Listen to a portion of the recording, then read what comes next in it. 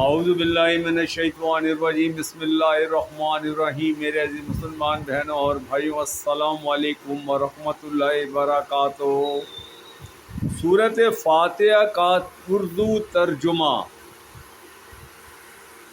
ہر قسم کی سب تعریفیں اللہ کے لائق ہیں جو تمام جہانوں کا پالنے والا ہے، بڑا مہربان اور نہایت رحم والا ہے، قیامت کے دن کا مالک ہے۔ ہم تیری ہی عبادت کرتے ہیں اور تجھ ہی سے مدد چاہتے ہیں۔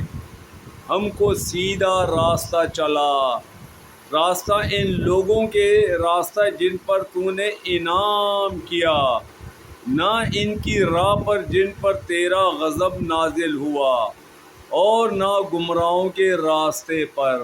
صدق اللہ العظیم۔